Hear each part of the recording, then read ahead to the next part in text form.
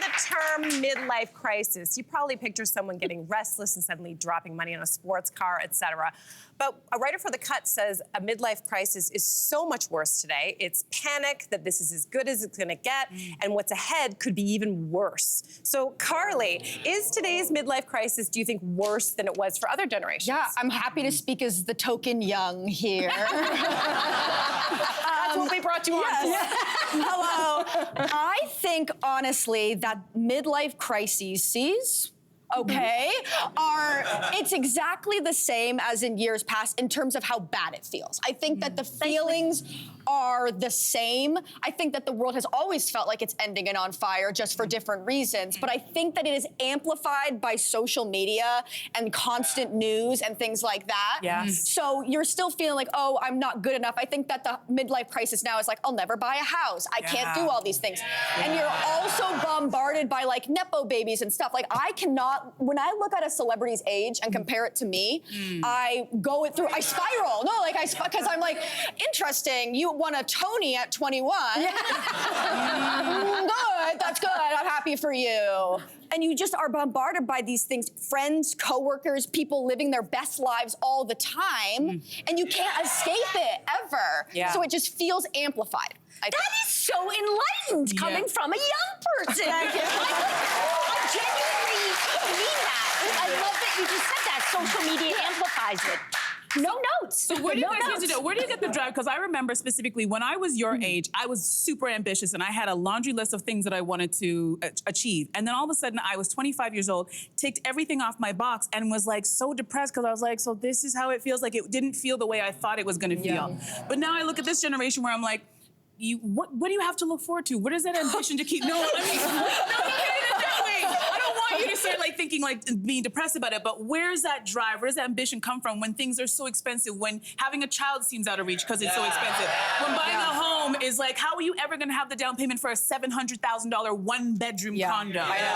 So what's your thought about it? Where's your ambition? What do you want to do? Do not be depressed about what you just said. I think that honestly, that ambition, it gets like refiled somewhere because I was a delusional child. So, and when I made lists of like what I'm gonna achieve by 25, it was like 9 Oscars, you know? So I had to be like, not gonna happen. But I think that you kind of say like, eventually I would love to own a home. That's not gonna happen in the first quarter or maybe even in the first half of my life, but you can work towards that. Or how can I make it work to have kids? And I think also COVID changed everything. Yeah, COVID. Where now a lot of people's goals are to have a fulfilling work-life balance, to see their friends, to hang out, to travel, to do all these different things. So the quarter-life crisis or the midlife crisis is less, I've achieved all these things, what do I do now? It's like, I might never achieve all these things, what can I do to enjoy my life? Oh, that's not, again, no notes, that's incredible. You nailed it. And I actually think, I don't want to belittle like the idea of, that there are very grim things going on in the world, but also this is kind of an opportunity. And I feel like what's happened with younger people is that they've seen this, or the systems are not working, so we're going to blow them up and we're going to reinvent our own. And that's why travel and all those different things have become important. So when I think back to my own midlife crisis, I think I've had multiple ones though. Like I think around my 30s, you had the typical one of like, am I going to have a family? Like, is this the road that I want to go down? What does that look like? What am I giving up? If I do it, if I don't do it.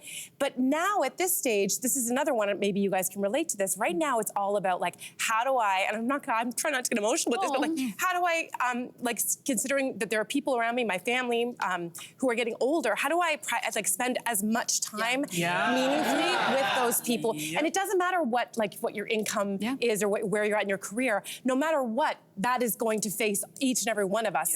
How do we spend time, meaningful time with the people who matter most? I think that's so poignant because we realize at a certain age, time is running out. How do we spend it the best way? That was beautiful. Okay, Carly, you were a joy. Thank you. Thank you.